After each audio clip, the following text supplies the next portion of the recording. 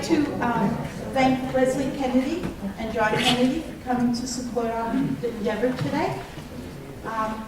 My name is Evelyn Balgraf, and I'm the president of the Lake Ronkonkoma Historical Society. The Historical Society is a non-for-profit organization. We preserve and display the history of Lake Ronkonkoma and the surrounding areas. We are solely sustained by donations, membership dues, and fundraisers. Please stop by our table to check out the different dates and future fundraisers that we are having this year. There are 2 raffles, the 50-50 raffle and an overnight stay at Ohika Castle. We also have a new disc we are selling today for $10. It's set to music, and it's a drive down Hawkins Avenue, showing all the older buildings and what they look like now. It's sort of like a then and now. We've just about sold out, but you can order them, and we will mail them to you, or you can pick them up at the museum. When Mr. Batvinis contacted the Historical Society and told me the story of double agents that was in Lake Ronkonkoma, I was shocked to find this out. No one I know knew anything about this. Immediately, I purchased Mr. Duffy's book and read it from cover to cover to find out what they were all talking about. Of course, Mr. Batvinis is an amazing storyteller. Mr. Duffy's book was just captivating. Mr. Batvinis is an author, historian, researcher, and educator for the FBI's counterintelligence. Mr. Duffy is an author, a freelance journalist for the New York Times, Wall Street Journal, and the New York Magazine. So without further ado, it's my pleasure to turn this over to Mr. Batvinis and Mr. Duffy. Thank you.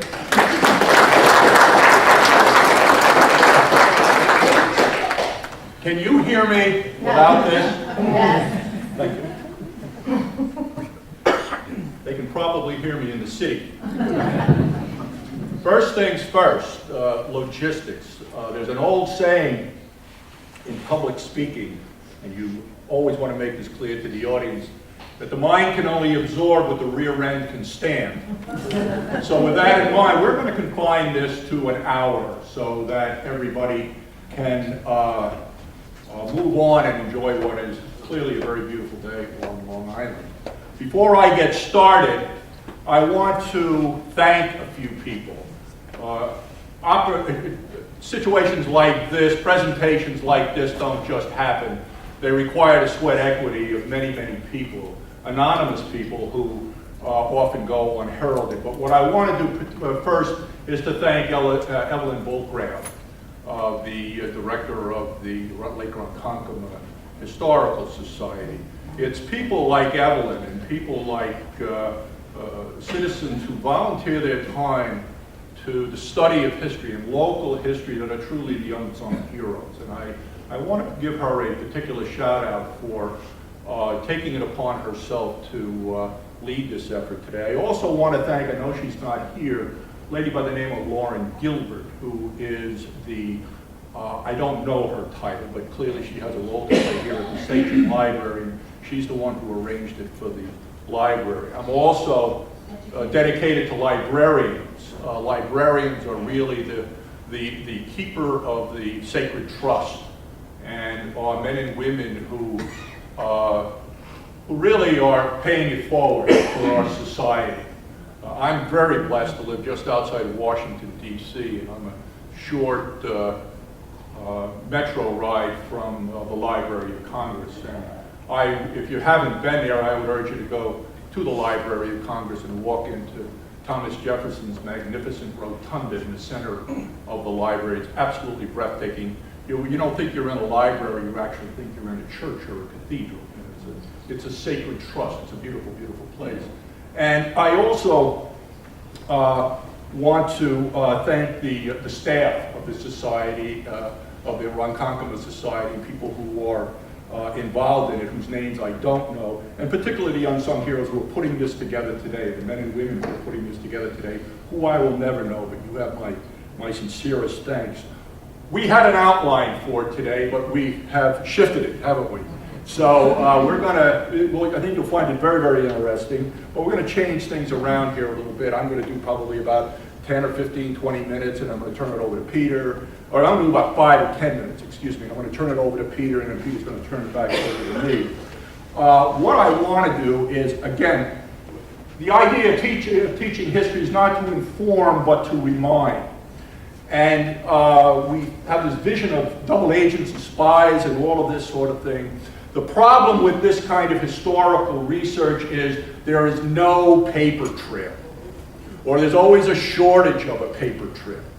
But as Charlie Rose interviewed a very senior world leader, and he said that wherever, the individual said, this is a paraphrase, wherever we go, whatever we do, we leave a trace. And the individual who said that, curiously enough, was Vladimir Putin, former KGB officer who's now leading Russia. But he's right, we leave a trace, and I think that's one of the interesting aspects of today. You're not going to find what we're talking about necessarily in the official record. You're going to find it in things like memoirs, photographs that the Bureau was never, FBI was never aware were taken, memoirs that were written that the Bureau was not aware of. And these are the things that we locate, and these are the things that tell us the story about Lake Ronkonkoma. And the story and the fact and the role, forgive me, the role that Lake Ronkonkoma played in the most important espionage case in the history of this country in the run-up to the Second World War. And that's a little bit about what we're going to talk about today. But before we get started, I want to bracket it a little bit. I want to emphasize the role of Long Island in the larger story of the run-up to the Second World War. And what we see up here, it's a little bit dim, but what we see up here is gone into that smoke. I want to take you back very briefly to July 26, 1939. July 26, 1939, Albert Einstein is vacationing for the summer out in Peconic, Long Island. He's in a house out there, and at the very same time, the gentleman on the lower left is Leo Szilard. Leo Szilard is a Hungarian theoretical physicist. And Szilard is aware that the atom has now been split. And he's aware that, as many are, that this could have enormous consequences for war. Because if the atom is split, it means that a power has been unleashed that could destroy the world. And he was fearful that it could possibly land in the hands of Adolf Hitler. So Szilard on the left, and the gentleman you see on the right is Eugene Wigner. Eugene Wigner is another Hungarian physicist. Wigner would go on in 1963 to win the Nobel Prize. And these two Hungarian physicists barely spoke a word of English. They're driving their car probably out Motor Parkway. Can you imagine this? On a Sunday morning, driving out, speaking Hungarian, talking physics. If I was in the back seat, I would have been lost immediately, okay? Driving out, and they go out to Peconic, Long Island, and they have to find Albert Einstein. They don't know where he is. And they ask the kid on the street, oh yeah, Dr. Einstein's down in Dr. So-and-so's house. He's renting it for the summer. They sit down, they explain it to Einstein. Einstein says, I never thought about that. So they sit down and they write a letter to the Queen of Belgium, urging the Queen of Belgium to prevent the Germans from getting the uranium mines in the Congo, so that they wouldn't be able to get it. Well, of course, we know that less than a year later, the Queen is now in England as a refugee, and then she'll come to the United States. So they prepare this letter to the Queen. They go back, and a senior member of Lehman Brothers by the name of Alexander Sachs looks at this. He said, we're going to ratchet this up a little bit. We're not going to send this to the Queen. We're going to send this to the President of the United States. And all of this is going on in Peconic. 2 weeks later, Wigner is now in California. Szilard is back in a 1935 Plymouth owned by Dr. Edward Teller. Dr. Edward Teller would later become the father of the hydrogen bomb, also a Hungarian. The two of them drive the Plymouth back out to Peconic. Einstein dictates the letter to the President of the United States in German. Teller takes it down. They go back. back and they briefed the President of the United States. Okay? That's the first part of Long Island's story. The President looks at this and he says, we're going to have to do something about this. Now we roll the camera forward to January of 1942. This is in Wading River, New York. How many are familiar with this house in this room? Anybody? One or two of you? Okay. This house is located, this is Benson House. And Benson House is located on the grounds of Camp, gosh, I forgot the name of it. It is the Episcopal, owned by the Episcopal, sorry. Camp DeWolf. Thank you very much. When you get to my age, you can't remember what you had for breakfast in the morning. Thank you so much. This is on the grounds of Camp DeWolf. And Camp DeWolf is a campground located on owned by the Episcopal Diocese of Long Island in Wading River, New York. And that is called Benson House. And that house is where, beginning in January of 1942, the FBI set up a deception operations against the Germans. And it's too involved to get into, but in effect, that house was chock-a-block full of radio receivers and radio transmitters. In the woods adjacent to it were antennas and buildings, and it was out there simply because it was so far away that nobody would ever see it. And for the remainder of the war, back and forth, the FBI sent deception messages. The Germans believed that they were actually in contact with double agents. There were a series of radio transmissions out here. And the Germans thought that they were in contact with double agents here on Long Island. In fact, it was the Bureau. It's a very, very fascinating story, but for our purposes today, this was started, the radio deception was started in January of 1942 in Wading River, New York. I keep emphasizing, okay? One of the very first messages that the Bureau sent by radio to Hamburg was, now you have to bear in mind when the double agent actually came to the United States, he told the FBI, he said, one of the most important missions that I have is to learn about American efforts in developing an atomic bomb. For the National Command Authority, forgive my crassness, but that was the equivalent of sitting down on the business end of a number 2 pencil for the American National Command Authority. They were terrified when they received this message. We sent a message back to Hamburg by radio saying, are you still interested in the atomic bomb? They came back within 24 hours and said yes. That was provided to Dr. Arthur Conant and to Arthur Compton and James Conant, who were scientific advisors to the president.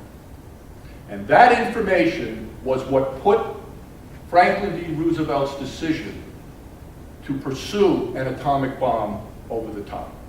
These two instances occurred on Long Island, within a couple of miles of one another.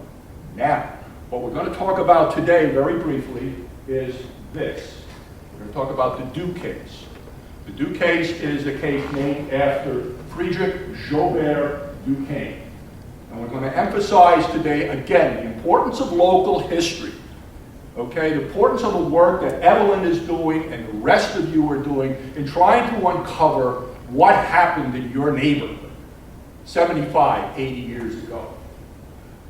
Lake Ronkonkoma, Long Island played a pivotal role in this. A short-term role, but absolutely pivotal and absolutely essential. So with that, I want to turn it over to my buddy Pete and let him take over from here.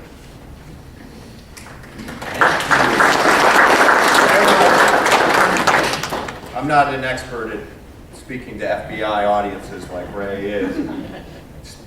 He's a lecturer and a professor, and I've seen him give a talk at the New York office of the FBI, and he knows how to project. So I'm going to do the best I can to try to make my voice heard by everyone.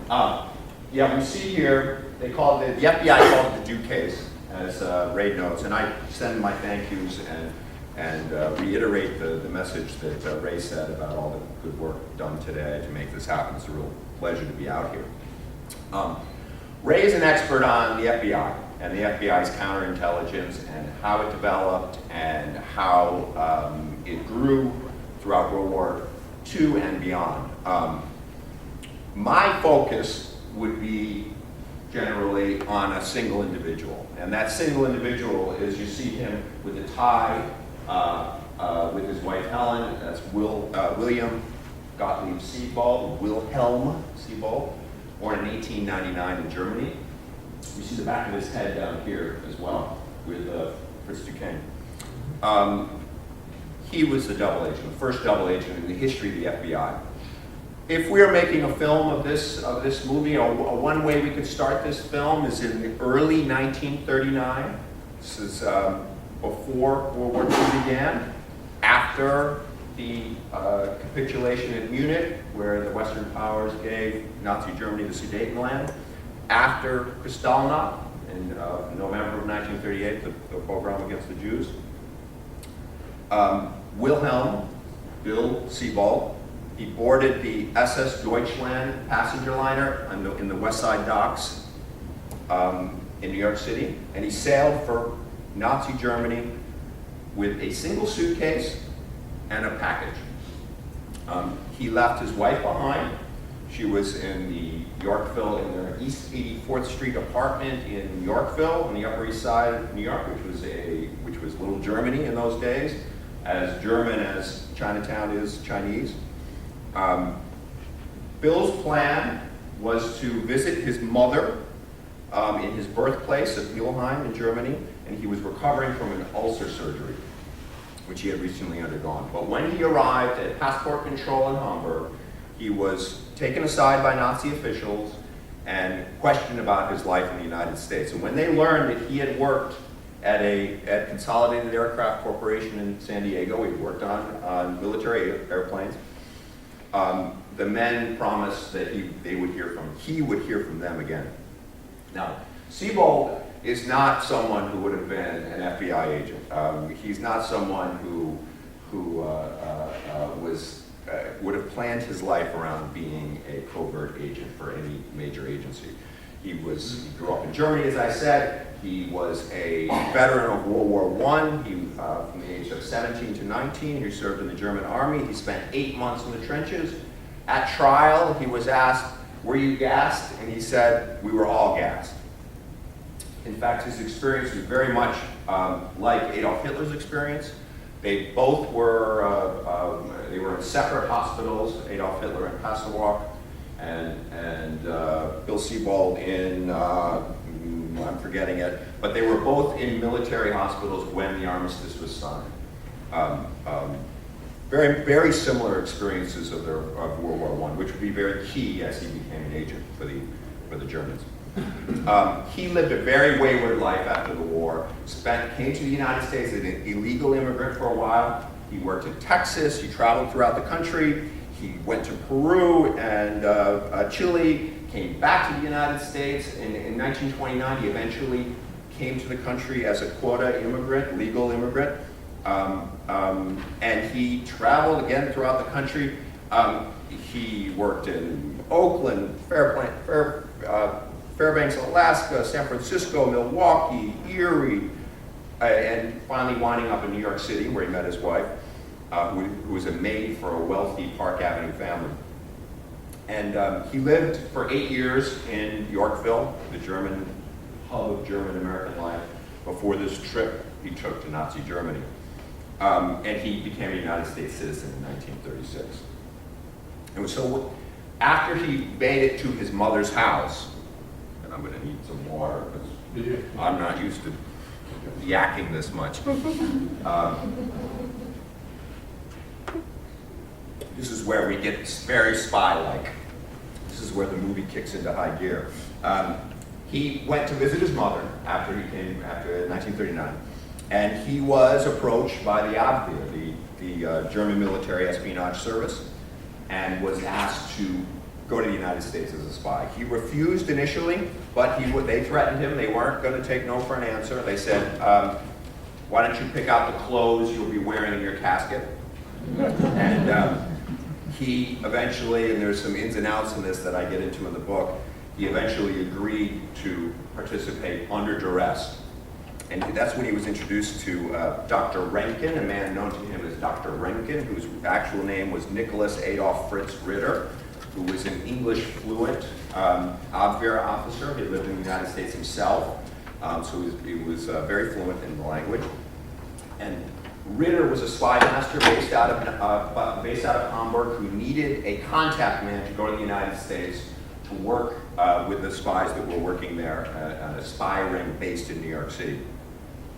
The war was about to start and they needed a direct contact in order to funnel the information back to the United States. But the great mistake, this Nicholas Adolf Fritz Ritter made the great mistake would lead to the downfall of this spy ring, lead to the greatest case in FBI history, occurred on the very day he met his newest agent. They stole Sebold's US passport. And they did that, I mean, in wartime there is nothing more valuable than a valid passport, particularly a United States passport. So they stole it likely for other agents, another agent to use. And then they told him, well, go to the consulate in Cologne and get a new passport. You'll travel on your actual replacement US passport. This passport reapplication process required Sebold to visit the consulate several times over these coming weeks, and it's in a period in which the war had begun at this point. And the excitement of the early days of war had settled down, and Sebold was able to speak with the consul general himself, a man named Alfred W. Clyford. And he told him what was happening, that the Nazis were coercing him to be a spy, to be a contact man and messenger for a group of spies in the United States, and that he didn't want to participate. And quote, in the National Archives I found a cable that Clyford cabled from Hamburg to Washington, and he said that, quote, Mr. Sebold requests that he be met upon his arrival in New York by representatives of the State Department in order to convey his story to them by word of mouth. Sebold then went under a whole training regimen where they taught him to use a radio key to tap out messages via Morse code. He was instructed in using especially outfitted Leica camera to reproduce blueprints or documents onto postage-size stamped microphotographs. Schooled in a cipher system, which was based on the letter arrangements of a particular page, which would change each day in the British edition of Rachel Field's best-selling historical romance. You're following me? All This in Heaven Too is the name of the book. It's this very complex coding system, which I've written a lot, done a lot of journalism, and written 3 books now, and this by far the hardest 2 or 3 paragraphs that I wrote was on this crazy system. I'm sure Ray would like that. He was provided with addresses for mail drops in Shanghai, Sao Paulo, and Portugal, and he was christened with the code name Tramp, which was a clear acknowledgement of his footloose life up until then. And he was told to conduct his business in New York as Harry Sawyer, which to me it sounds like someone had read Mark Twain, and that's how that name came about. Finally, he was given $1,000 in American cash, about 20 grand when adjusted for inflation, and several microfilm documents of instructions hidden in the gears of his watch. Unaccompanied, but unsure if he was being followed, he took the train from Hamburg to Munich, changed for the overnight to Milan, and continued the next morning for Genoa. And on January 29th, 1940, the SS Washington pushed off from Genoa, bound for New York City.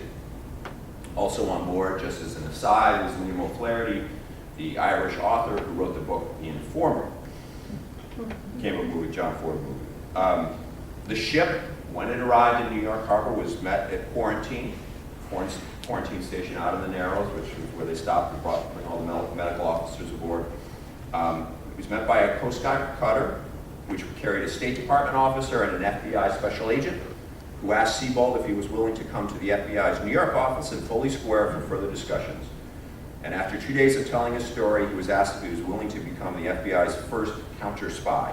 The phrase double agent was not yet in common parlance in those days. Look, even when the trial happened 2 years later, in 1941, the phrase double agent doesn't appear in any of the stories or any of the headlines. It wasn't yet a common phrase. I'm going to hand it over to Ray, who will discuss this amazing operation that the FBI built around Mr. Sebold. And then what I have on the Lake Ronkonkoma, I have some diary. Well, one of my great sources for this book was, at this point in the story, Bill Sebold was given a handler, an FBI special agent, and Ray can speak about the particular importance of that person, a handler who would be with him at all times, practically. And he was a Mormon who was fluent in the German language, and he also happened to be an inveterate diary keeper. He kept his entire life is contained in his diaries. His son was gracious enough to provide me with his diaries, and he took diaries while they were in Lake Ronkonkoma. And there's I think some details that maybe some people here will find more resonant than I would, knowing particular names of people and places. So I'll read those after Ray gives a sense of what the particular specialness of this and uniqueness of this case. So on to Ray.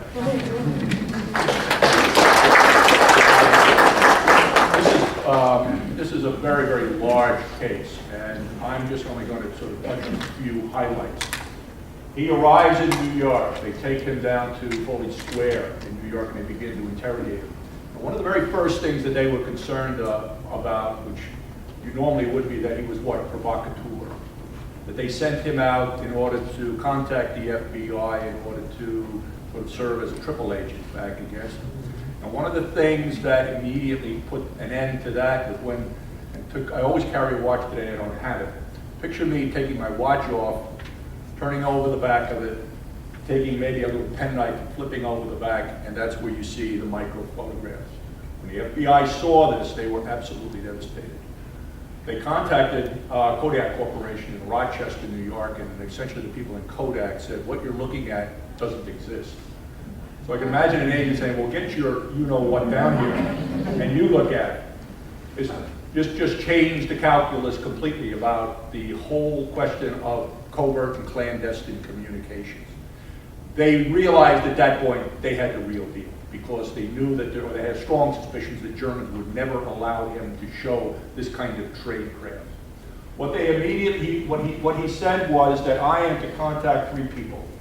One of them, you can read about the full details in Peter's book. One of them is this fellow over here on the right. His name is Herman Lang. And Herman Lang worked at the Norden Corporation on Lafayette Street. And Carl Norden was the inventor and the genius behind the Norden bomb site. Using gimbals and using gyroscopes, they could have a machine and a bomber that's shaking like this. A bombardier is looking through the spyglass, and he's looking down at his target, coming over the target, calibrating his instruments, and that machine is staying absolutely perfectly still despite the vibrations of the aircraft. That was the most important, the most critical secret in the American arsenal. When he told the Bureau that he was to contact Lang, the inference was what? The Germans already had the secret. And in fact, the Germans did have the secret. They had it for about 3 years, and we didn't know about it. In the cabinet, in the minutes, I think it was Henry Stimson, who becomes the Secretary of War in July of 1940 for Franklin D. Roosevelt. In his minutes of a cabinet meeting with the President of the United States, the President doesn't acknowledge that he knows that this secret's already been lost, but he intimates, you can read between the lines, and he's essentially telling his cabinet, we've already lost this thing. Okay.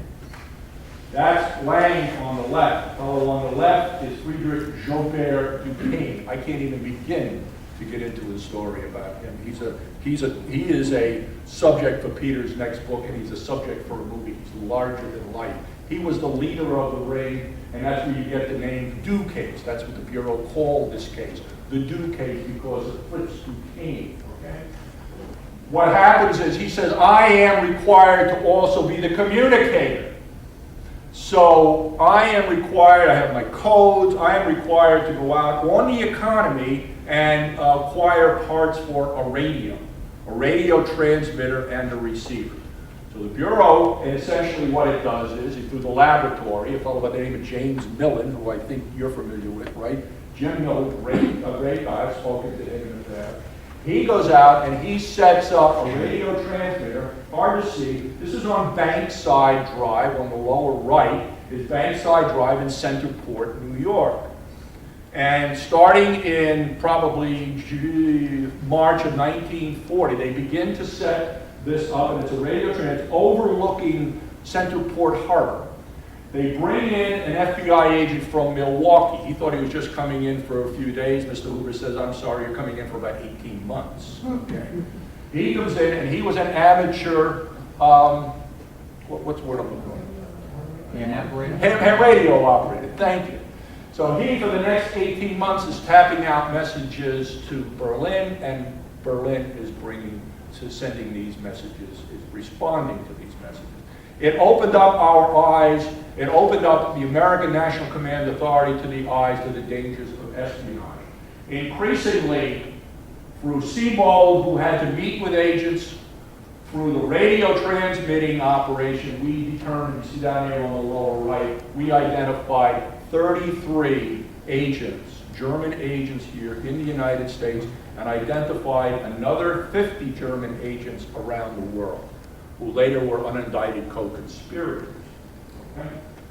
Now, this goes on, and by the way, as a consequence of this, we also were able to confirm that the Germans were working in concert with Japanese military intelligence, because Sebold was required to contact certain Japanese military diplomatic officials here in the United States. What you see here on the left, you see the gentleman with the camera. Let me take that back a little bit. The FBI, we know very, very little about this today, but everything tends to point to the fact that the FBI was beginning to get into what I would call the cutting edge of covert photography. This photograph depicts, let me move up here. This photograph depicts an FBI agent with a camera. Today, you can see how large it is. We have a camera here, and we're talking about miniaturization. Here's a camera, and it's looking through the wall here to Sebold's office. And Sebold is talking to Duquesne. And the office is the agent is taking it from another office next door. The office is set up specifically for that, and the wall is probably about this thick.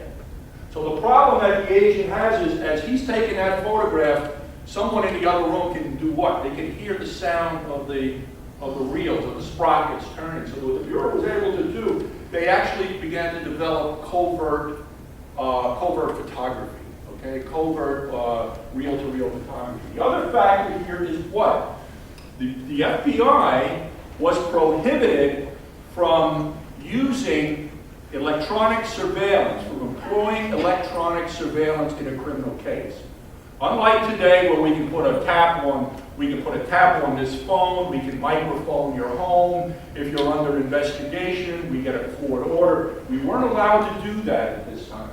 So as a result, the clandestine conversations going on between these two individuals, how are we monitoring it? Well, we have an FBI agent who speaks German, and literally, have you ever seen the old story? We have a cup cut out, then you have a larger cup. Here's a guy, visualize this, okay? Talk about state of the art. Visualize a guy literally up against the wall, a Bureau agent up against the wall like this with a cup, eavesdropping on the conversation, and at the same time, frantically taking notes, contemporaneous notes of what is occurring, okay? Because why? This fellow is going to have to testify in court to support who? To support Sebold. So what you see here is a talk about a blend of the old and the new. This individual, make sure I got it right. These are, when we talk about the covert video photography, this is a snapshot of that video photography. This, and I'm sure Peter can confirm this, when this appeared in court, it was all over the world.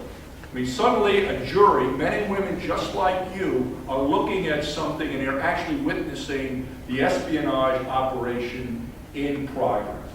Okay? And finally, what I want to touch upon is, again, Jim Ellsworth. Ellsworth was a remarkable man. He had grown up, I think, on a farm and a ranch in Wyoming, and he was a Mormon. And the FBI at this time got a large percentage of its language-trained agents from the Mormon church because they had done missions. And Ellsworth was an assistant special agent in charge in the Los Angeles field office.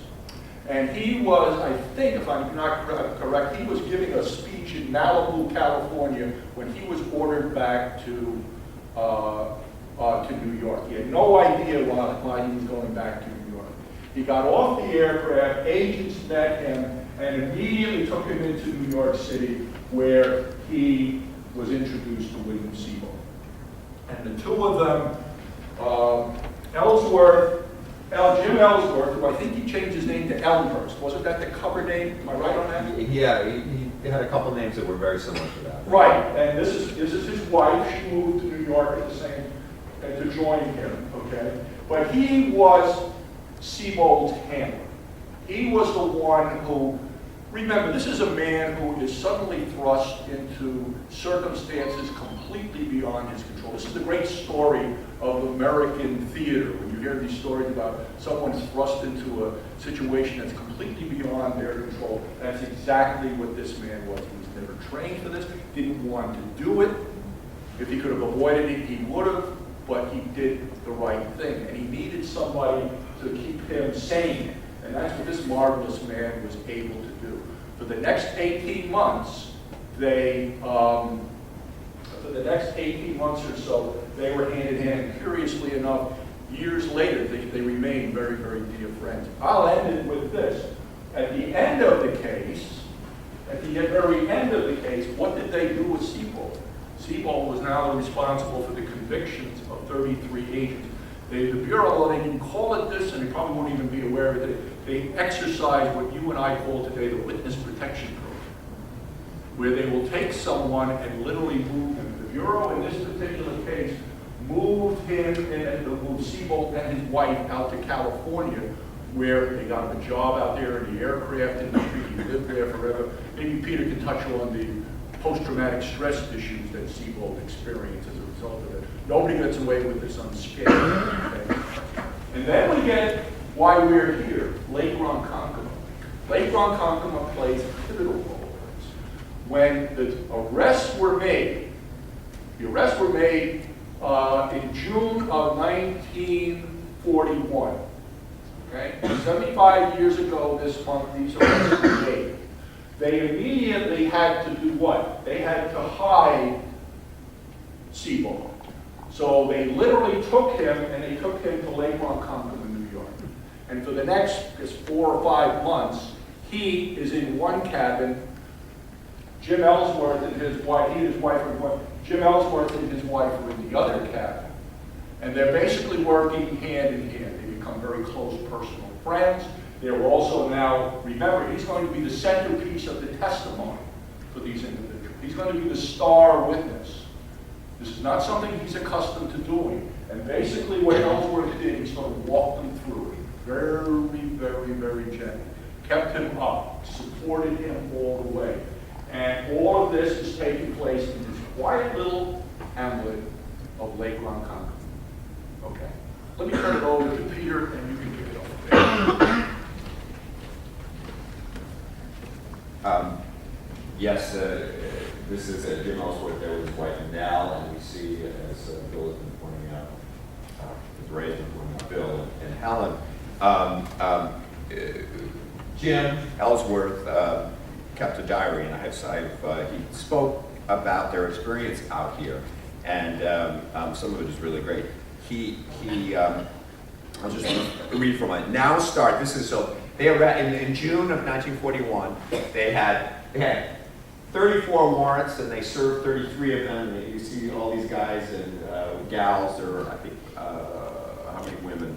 2 or 3 among the men. The one guy who got away was a fellow named Sean Connolly, the only Irishman who was involved in this whole thing. He knew something wasn't. He went up to the office. He was the only one of all of them. There were Germans and a few, 1 or 2 Japanese. I don't remember if it was one. Who went up to the office and were filmed. Sean Connolly was the only Irishman. He immediately smelled a rat. He told others in the group who had a meeting with Sebold in Yorkville, which was very tense. It was about the time when the FBI said, hey, we better wrap this thing up. 33 arrests are made. Sean Connolly got away. We don't know where he is to this day. They had to hide Sebold. And this is what Ellsworth writes. Now starts a phase of my life I shall long remember with pleasure. Sebold wanted his wife with him in hiding out until the trial started, and did not want her to be the only woman around. He asked me to have my wife, Nell, with him. I took it up with Mr. Connolly, who authorized the procedure. That's E.J. Connolly, who ran the New York office, or was an assistant director at that time. Sebold and I started looking for a hideout. This is what's interesting about this is they were working together to find a hideout. At this point, they had worked together for 18 months or so on this case, and we're pretty. It is not as though Ellsworth is saying, I looked for a hideout for Sebold, as they looked together for the hideout. Sebold and I started looking for a hideout. We looked at cabins at Rockaway Beach, Lynbrook, Long Beach, but found nothing suitable. Then we looked at Lake Ronkonkoma in the center of Long Island. We were impressed with the quietness, the beauty, and the type of people there.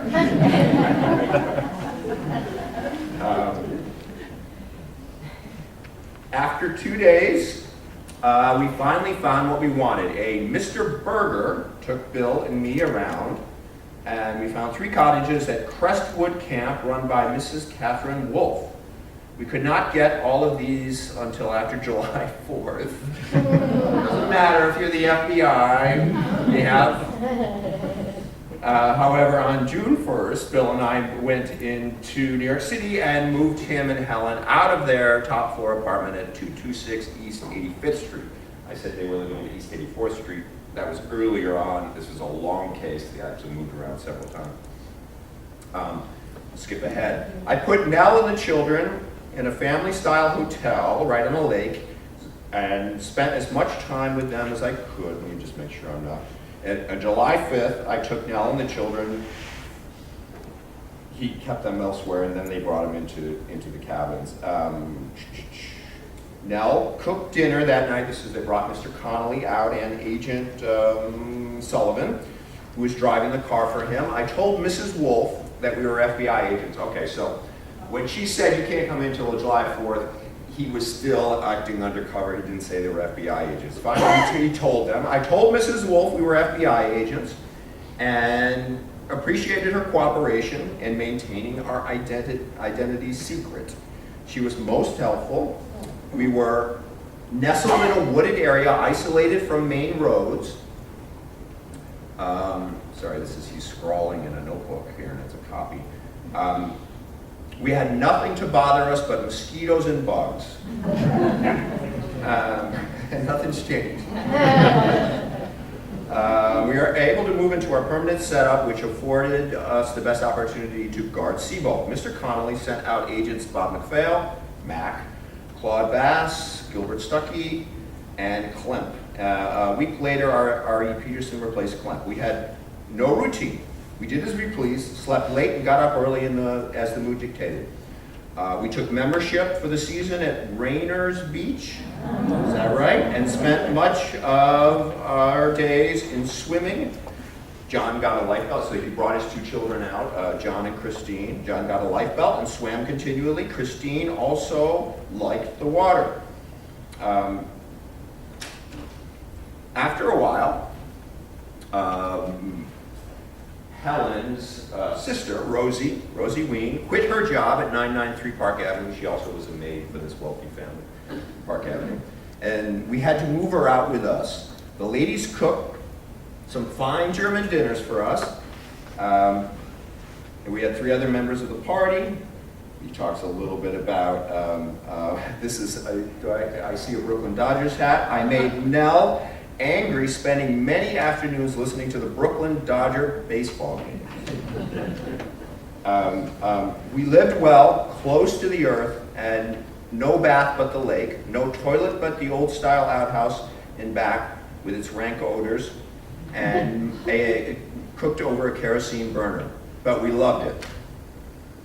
Some weeks Bill and I did not leave the lake. Other weeks we had to leave every morning at 8 a.m. for New York City in my car, followed by agents to guard us.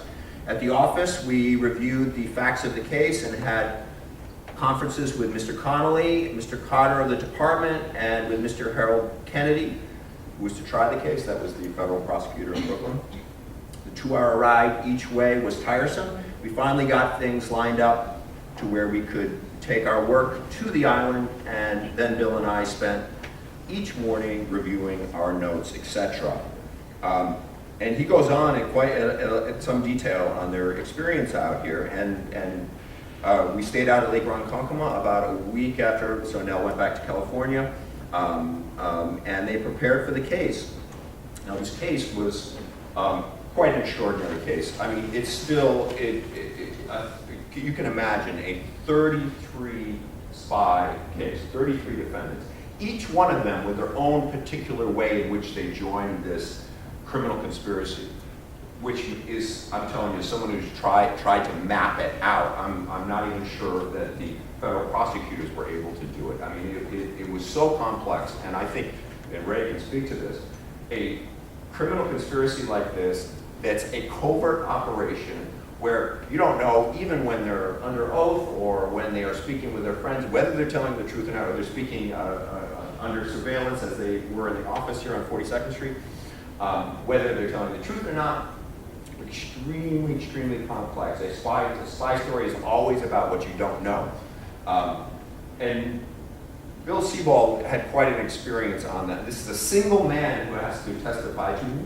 Some of these defendants were arrested by the FBI without Sebold having any contact with them. He had contact with someone who had contact with them. Therefore, the FBI was able to have separate investigation for those whose names they learned through Sebold. But many of them he did. Lang at the top right there was a particularly fearsome character. He was a real Nazi. This guy was a real Nazi. He was an early Nazi from the 20s. From back in the, he claimed to have been a participant in the Munich beer hall putsch in 1923, which would have made him an old fighter. There were only about 2,000 Nazis that participated, including Hitler, Goering, Hess, all the biggies. His meetings with Sebold were very fraught. He was not someone who gave much away, even when he accepted that Bill Sebold was a German who was working for the Abwehr. He still kept things close to his vest. He put out an amazing performance on the stand and broke down in tears. And this is something I think Ray should speak to as well. These sentences that these men and women received were very light by comparison with what they would get today. Duquesne got 22 years. Some of the details are I haven't looked at the book recently, but that was about the extent of it. And most of them were out by the 50s. Herman Lang was deported back to Germany, and Stern, a West German news magazine like Newsweek, did a huge story on him that made him out to be a national hero and Sebold out to be a traitor. Sebold got a hold of this, living in California, in this early version of the Witness Protection Program, was absolutely appalled by it. And his FBI file was full of his angry letters to the FBI that he wanted to respond, and he had a point-by-point response to these scurrilous charges that he had betrayed Germany. His point was, I became an American citizen in 1936 before I ever went back to Germany and was recruited by the Abwehr. under duress. So my loyalty was not to the German nation, it was to the United States. So you cannot call me a traitor. His life, in Sebold's life, this was the height of his life. This was an extraordinary experience. He was an odd character who, at points, was very difficult to deal with for the FBI. One reason why Jim Ellsworth did so good and did so well with him is, and you can feel it in his diaries and his letters home, he was an extraordinarily kind-hearted man, very, very deeply involved in the Mormon Church. After he retired from the FBI, became an elder in the church, traveled throughout the world on behalf of the Mormon Church. Was a real amazing, kind-hearted, devoted individual, and I think his sympathy for Sebold's situation, the pressure that he was under, the fact that the German-American community, perhaps many of them would look at him as someone who was betraying the fatherland. Ellsworth understood that, and they did remain in contact after the war. Sebold went increasingly manic depressive. He couldn't keep a job later in his life, throughout the 60s. He would call the San Francisco office of the FBI and have them come out for some imagined slight. He thought people were following him. He was certain that the Germans were gonna get him. He would keep a watch on the San Francisco harbor. Anytime a German ship would come in, he would think that they were coming after him. So you can imagine those 18 months, as successful as they were, seeped into his brain and really haunted him for the rest of his life. He actually, when I began the story, I was very interested because no one had seen his face. His face was not, there was no picture of Sebold in the newspapers. There was no subsequent update on him. When I looked at his FBI file, writers over the years, throughout the 60s and 70s, would write to J. Edgar Hoover and say, can you tell me where he is, how we can contact him, what his picture, can you send his picture? J. Edgar Hoover would always say, this case is a case that we're not going to discuss. So what I did is I found his address and I ordered his death certificate. His death certificate came to me from California and it said he died of manic depression in the Napa State Hospital, which is, a psychiatric hospital, which was a crushing thought after what he had achieved. And I argue in the book that he was the first hero of World War I. And the point is, on December 7th, Pearl Harbor happened. The following day, FDR declared war on Japan, not Germany. I'm going to mess up this timeline. December 8th, the verdicts came down. The first victory of World War II for the United States was this case. We are officially in the war after Pearl Harbor. This is the first. We didn't win, by the way. We didn't win until late until 42. A lot of losses in the Pacific after Pearl Harbor, Philippines, etc. And that's not to say Europe. We didn't even invade Europe until 1944. So this was certainly the first victory of World War II, and by far the first victory against Nazi Germany for the United States at war. He then is responsible for this, and he dies quite anonymous and in the Napa State Hospital in California. I think if there's anything I've missed, maybe we could take questions and anything you'd like to. Yeah, I guess what's of interest to myself and my wife, and maybe the people here, is where was this way station in Ronkonkoma? Where did he actually Can we have, because I have the description of it, but Evelyn. It was on Browns Road between Lindell and, the other road, right? It was on Lindell and Browns Road. There's a fork in the road where it comes in. There on Lindell, on the side streets, where the fork is, that's where all the bungalows were that they stayed in. We went there and looked. There's some houses there that look like they may have been summer homes, but basically all of the bungalows in that are gone. So what was the significance of Lake Ronkonkoma other than being a way station for them to stay for a week there? Well, it was much longer than a Oh, week. yeah, the importance is, I mean, I can't even begin to appreciate what this poor man had to go through. And the importance is that Lake Ronkonkoma served as an oasis for him. Peter only touched on it because he could only touch on it, but he talks about picking blueberries, correct? It's in the woods. I'm sorry? The blueberries were in the woods, and you cannot find them now, they're gone. Is that right? But he talked, you're making an excellent point. The point is, this is a man, can you imagine the anxiety that he has to be going through? He's asking for his wife to be there, so that calm him down. Today, I feel terrible for Sebold. I really do, because at that time, there were no pharmacological drugs. We had no, for people who were suffering from anxiety, depression. I would suggest, I'm no Dr. Phil, believe me, but I would suggest he probably for the rest of his life suffered from post-traumatic stress syndrome.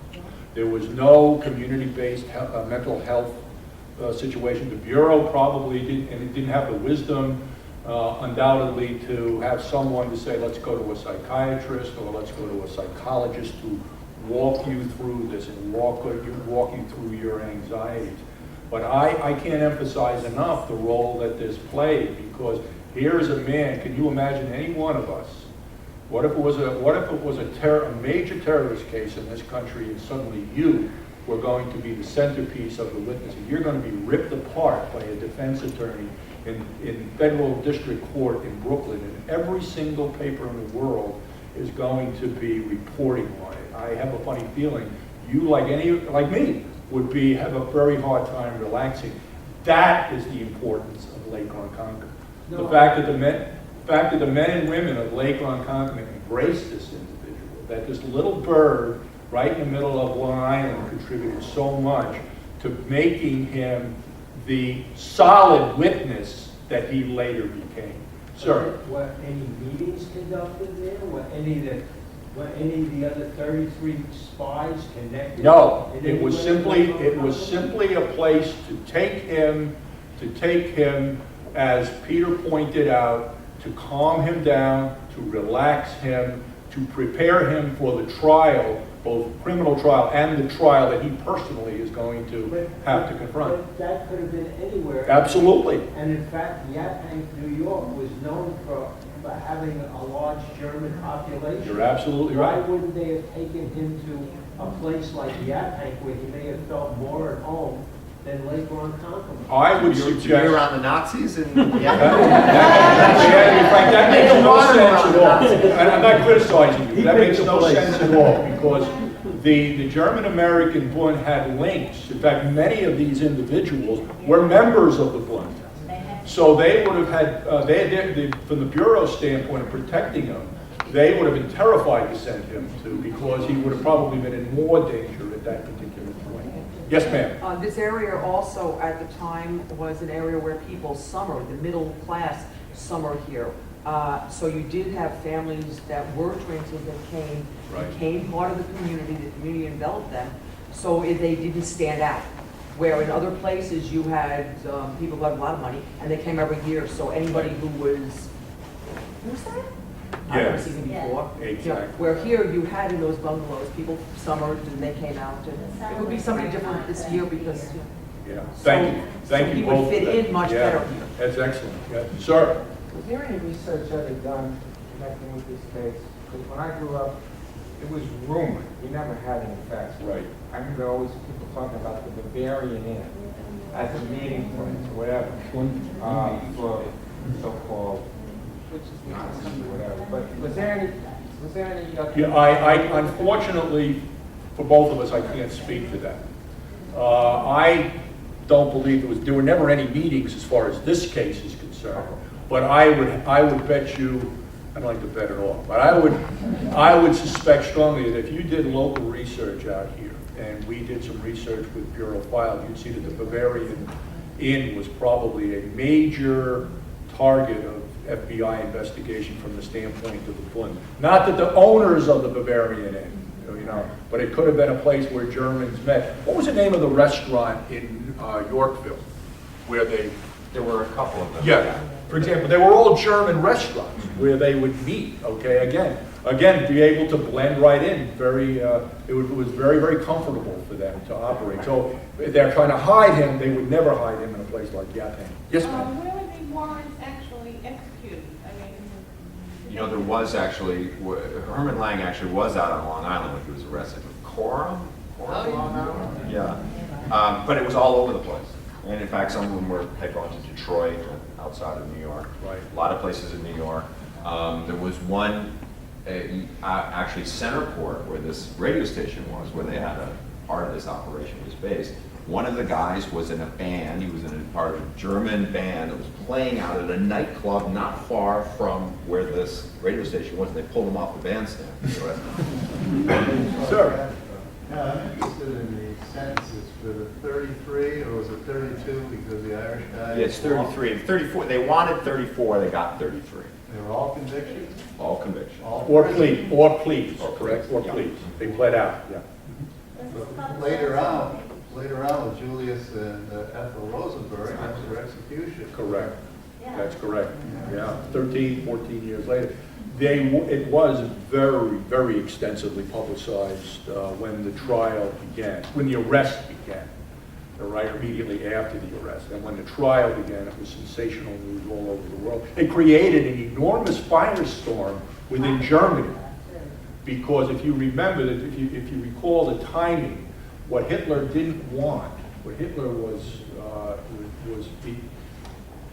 he ordered the Abwehr and other intelligence services to lay off the United States because he didn't want to run the risk of the U.S. becoming outraged. And if you remember, these arrests occurred about 1 week after the German invasion of the Soviet Union.